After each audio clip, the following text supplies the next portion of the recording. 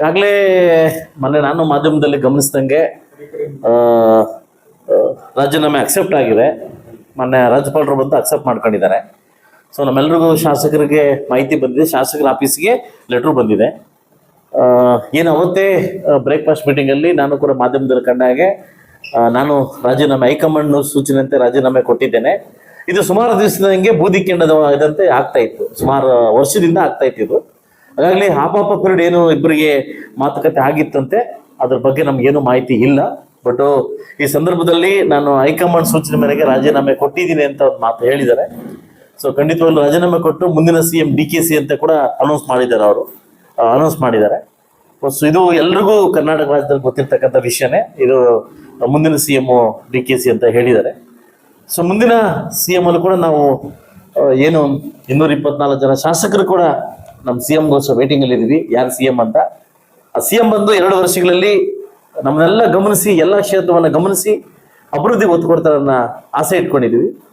ಆಸೆ ತಕ್ಕಂಗೆ ಏನ್ ಮಾಡ್ತಾರಂತ ನಾವು ಕಾದ್ ನೋಡ್ಬೇಕು.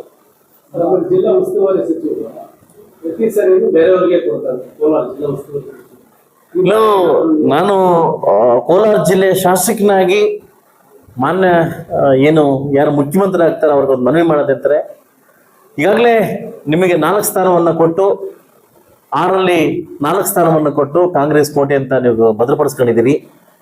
ಆದರೆ ನಮ್ಮ ಜಿಲ್ಲೆ ಬಗ್ಗೆ ಒಡನಾಟ ಇರ್ತಕ್ಕಂಥ ಶಾಸಕರ ಒಬ್ಬ ಸಚಿವರು ಮಾಡಿ ನಮ್ಮ ಜಿಲ್ಲಾ ಉಸ್ತುವಾರಿ ಮಾಡಿದ್ರೆ ಬಹುಶಃ ನಮ್ಮ ಜಿಲ್ಲೆ ಅಭಿವೃದ್ಧಿ ಆಗುತ್ತೆ ಅನ್ನೋ ಒಂದು ಕನಸಿದೆ. ದಯವಿಟ್ಟು ನಮ್ಮ ಜಿಲ್ಲೆಯ ಶಾಸಕರಿಗೆ ಒಬ್ಬ ಏನು ಸಚಿವ ಸ್ಥಾನ ಕೊಟ್ಟು ನಮ್ಮ ಏನು ಉಸ್ತುವಾರಿ ಸಚಿವ ನಮ್ಮ ಜಿಲ್ಲೆಯನ್ನೇ ಮಾಡ್ಬೇಕಂತ ಒಬ್ಬ ಶಾಸಕನಾಗಿ ತಮ್ಮಲ್ಲಿ ಕಳಕಳಿಯ ಮನವಿ ಮಾಡ್ಕೊತೇನೆ. ಇಂಥವ್ರಂತ ನಾನು ಕೇಳ್ತಾ ಇಲ್ಲ. ಇವತ್ತು ಸಾಕಷ್ಟು ಜನ ಇವತ್ತು ಆಕಾಂಕ್ಷಿಗಳಿದ್ದಾರೆ, 4 ಜನ ಆಕಾಂಕ್ಷಿಗಳಿದ್ದಾರೆ. ಅದರಲ್ಲಿ ಪ್ರಬಲರಾಗಿ SN ನಾರಾಯಣಸ್ವಾಮಿ ಅವರು 3 ಬಾರಿ ಹ್ಯಾಟ್ರಿಕ್ ಆಗಿ ಗೆದ್ದವ್ರೆ. ಸೊ ಅದರಿಂದ ಯಾರಿಗಾದ್ರೂ ಕೊಡಿ, ನನಗೇನು ಅವ್ರು ಕೊಡಿ ಇವ್ರು ಕೊಡಿ ಅಂತ ಏನಿಲ್ಲ, ಯಾರಿಗಾದ್ರೂ ಕೊಡಿ. ಬಟ್ ನಮ್ಮ ಜಿಲ್ಲೆ ಶಾಸಕರು ಕೊಟ್ಟು ಉಸ್ತುವಾರಿ ಸಚಿವರು ಮಾಡಿ ಅವರ ಏನು ಏನು ಆಳ ಮತ್ತು ಗೊತ್ತಿರ್ತಕ್ಕಂಥ ಏನು ಸಮಸ್ಯೆಗಳ ಬಗ್ಗೆ, ಜನವಂತ ಸಮಸ್ಯೆ ಬಗ್ಗೆ ಗೊತ್ತಿರ್ತಕ್ಕಂಥದ್ರ ಬಗ್ಗೆ ನಾವು ಅವ್ರಿಗೆ ಸ್ಪಂದಿಸ್ತೀವಿ. ಖಂಡಿತವಾಗ್ಲೂ ಅದನ್ನ ಮುಂದೆ ಏನಾಗ್ಬೇಕನ್ನೋದನ್ನ ನಾವು ಮಾಡಿ ನೋಡ್ತೀವಿ. ಸೊ ಅದರಿಂದ ನಮ್ಮ ಜಿಲ್ಲೆ ಶಾಸಕರಿಗೆ ಒಬ್ಬ ಸಚಿವ ಮಾಡಿದ್ರೆ ತುಂಬಾ ಒಳ್ಳೇದು ಅಂತ ಅನಿಸ್ತೀವಿ. ಇಷ್ಟು ವರ್ಷ ಸಿದ್ದರಾಮಯ್ಯ ಅವರು ಆಡಳಿತದಲ್ಲಿ ನಿಮಗೆ ಅನುದಾನ ಬಂದಿಲ್ಲ ಅಂತ ಗಲಾಟೆ ಮಾಡ್ತಾರೆ. ಈಗ DK ಶಿವಕುಮಾರ್ ಆದ್ರೆ ನಿಮ್ಗೆ ಸ್ವಲ್ಪ ಆತ್ಮೀಯರು ಅಂತ ಕೇಳಿ ಬರ್ತಾ ಇದೆ. ನನಗೆ ಯಾರು ಆತ್ಮರಲ್ಲ, ಯಾರು ಆತಾತ್ಮರು ಅಲ್ಲ. ಅರ್ಥ ಆಯ್ತು ನನಗೆ. ಸಿದ್ದರಾಮಯ್ಯನವರು ನಮ್ಮ ಮುಖ್ಯಮಂತ್ರಿ, DKC ಅವರು ಆದ್ರೆ ಅವರು ಮುಖ್ಯಮಂತ್ರಿ. ಅವರ ನಮ್ಮ ಏನು ಸರ್ಕಾರ ಅವರ ಒಂದು ಇದರಲ್ಲಿ ನಾನು 24 ಶಾಸಕರಾಗಿದ್ದೀನಿ, ಆಯ್ತಲ್ವಾ. ನಾನು ಹೋಗಿ ಭೇಟಿ ಮಾಡಿ ನನ್ನ ಅಹವಾಲುಗಳನ್ನ ಕೊಡೋದು ನನ್ನ ಧರ್ಮ. ಇವತ್ತು ನನ್ನ ತಾಲೂಕಲ್ಲಿ ಸಮಸ್ಯೆ ಇದೆ ಅಂತ ಅಹವಾಲು ಕೊಡೋದು ಧರ್ಮ. ಅದು ಸ್ವೀಕಾರ ಕೊಡೋದು ಅವರಿಗೆ ಬಿಟ್ಟಿರ್ತಕ್ಕಂಥ ವಿಷಯ. ಹಂಗಂತ ನಾನೇನು ಆತ್ಮ ಪರಮಾತ್ಮ ಅಂತ ಇಲ್ಲೇನಿಲ್ಲ, ಆತ್ಮ ಪರಮಾತ್ಮ ಅಂತಿಲ್ಲ. ಅಥವಾ ಯಾರು ಚೆನ್ನಾಗಿ ಕೊಟ್ರೆ ಅವ್ರಿಗೆ ಒಳ್ಳೇದಾಗ್ಲಿ ಅಂತ ಬಯಸ್ತೀನಿ. ಸೊ ಖಂಡಿತವಾಗ್ಲೂ ನನಗೆ ಒಂದು ಆಸೆ ಇದೆ. ಈಗಾಗಲೇ ಸಿದ್ದರಾಮಯ್ಯರು ಮಾತು ಕೊಟ್ಟಿದ್ರು ನಮಗೆ 8,000 ಕೋಟಿ ನಾನು ಬೇರೆ ಕಡೆ ಅಂದ್ರೆ ನಿಮ್ಮ ಇದಕ್ಕೋಸ್ಕರ ಎತ್ತಿಟ್ಟಿದ್ದೀನಿ, ಎಲ್ಲ ಶಾಸಕರು ಕೊಡ್ತೀವಿ ಅಂತ ಕೂಡ ನಮ್ಗೆ ಹೇಳಿದ್ರು. ಖಂಡಿತವಾಗ್ಲೂ ಹೇಳಿದ್ರು. ಮೇ ಆದ ತಕ್ಷಣ ಕೊಡ್ತೀವಿ ಅಂತ ಹೇಳಿದ್ರು. ಬಹುಶಃ ಬಂದ ಕೂಡಲೇ CM ಬಂದ ತಕ್ಷಣ ನಮ್ಮ DKC ಕೊಡ್ತಾರಂತ ನಂಬಿಕೆ ಇದೆ.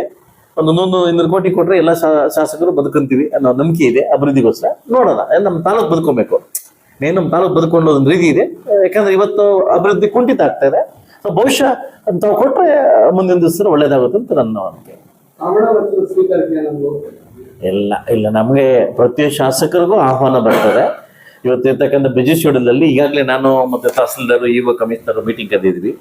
ಈಗ ನೆಕ್ಸ್ಟ್ ಮಂತ್ ಫಸ್ಟ್ ವೀಕಲ್ಲಿ 4 ಪಂಚಾಯತಿ ಟೂರ್ ಹಾಕೊಂಡಿದ್ದೀವಿ. ಆ ಪಂಚಾಯತಿ ಎಲ್ಲೆಲ್ಲಂತೆ ಮಾತಾಡ್ಲಿಕ್ಕೆ ನಾನು ಕರೆದಿದ್ದೀನಿ. ಅದರಿಂದ ಇನ್ನು 2 ವರ್ಷಗಳ ಕಾಲ ಅತಿ ಹೆಚ್ಚುವಾಗಿ ನನ್ನ ಕ್ಷೇತ್ರವನ್ನ ಕಾಪಾಡ್ಕೊಳ್ಳೋದು, ಕ್ಷೇತ್ರವನ್ನು ಅಭಿವೃದ್ಧಿಪಡಿಸೋದೇ ನನ್ನ ಧ್ಯೇಯ. ಅದರಿಂದ ನೋಡೋಣ, ಆಹ್ವಾನ ಪಟ್ರೆ ಖಂಡಿತ ನಾನು ಹೋಗ್ಬೇಕು ಮೇಡಮ್. ಸಿದ್ದರಾಮಯ್ಯನಿಗೆ ಯಾವ ಸ್ಥಾನ ಕೊಡ್ಬೇಕು ಅನ್ನೋದು ಆ ಸರ್ಕಾರ ಡಿಕ್ಲೇರ್ ಮಾಡ್ಬೇಕು, ಹೈಕಮಾಂಡ್ ಡಿಕ್ಲೇರ್ ಮಾಡ್ಬೇಕು. ಸಿದ್ದರಾಮಯ್ಯನಿಗೆ ಯಾವ ಸ್ಥಾನ ಕೊಡ್ಬೇಕಂತ ನಾನು ಹೇಳಕ್ಕಾಗುತ್ತಾ? ನಾನು ಹೇಳಕ್ಕಾಗಲ್ಲ. ಹಿರಿಯರು ಮುತ್ಸದಿಗಳು ಒಂದು ಗೌರವ ಇದೆ. ನಿಮ್ಗೆ ಈಗಲೂ ಮತ್ತೆ ಹೇಳ್ತೀನಿ ಅನ್ನೋದನ್ನ ಟ್ರೋಲ್ ಮಾಡಕ್ ಹೋಗ್ಬೇಡಿ. ಯಾಕೆ ಅಂತಂದ್ರೆ ಒಂದು ಗೌರವ ಇದೆ. ಅವರು ಸಿದ್ದರಾಮಯ್ಯ ಯಾರೋ ನಮ್ಮವರು. ಇದು ದೇವೇಗೌಡರದ ಬೆಳೆಸಿರ್ತಕ್ಕಂಥ ಇದು ಅದರಿಂದ ಗೌರವ ಇದೆ. ಎಸ್ ಆರ್ ಬೊಮ್ಮಾಯಿಯವರು ಜೆಡಿಎಸ್ನವರು, ಸಿದ್ದರಾಮಯ್ಯನವರು ಜೆಡಿಎಸ್ನವರು, ಅದೊಂದು ಗೌರವ ಇದೆ.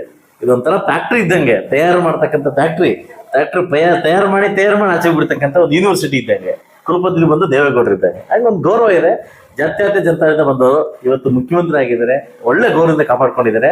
ಅದು ಅತಿ ಹೆಚ್ಚುವಾಗಿ ಇಡೀ ಕರ್ನಾಟಕ ರಾಜ್ಯದಲ್ಲಿ ಯಥೇಚ್ಛವಾಗಿ ಹೆಚ್ಚು ರೀತಿಯಲ್ಲಿ ಆಡಿರ್ತಕ್ಕಂಥ ಸಮಯ ಅವ್ರದ್ದು ಇದೆ. ಅದು ಎಷ್ಟು ಬಜೆಟ್ ಮಾಡಿರ್ತಕ್ಕಂಥ ಒಂದು ಅತಿ ಹೆಚ್ಚು ಬಜೆಟ್ ಮಾಡಿರ್ತಕ್ಕಂಥ ಗೌರವ ಇದೆ ಅವ್ರಿಗೆ ಮುಂದಿನ ದಿವಸ ಒಳ್ಳೇದಾಗ್ಲಿ, ಅವ್ರ ಕುಟುಂಬಕ್ಕೆ ಒಳ್ಳೇದಾಗ್ಲಿ ಅಂತ ಬಯಸ್ತೀನಿ.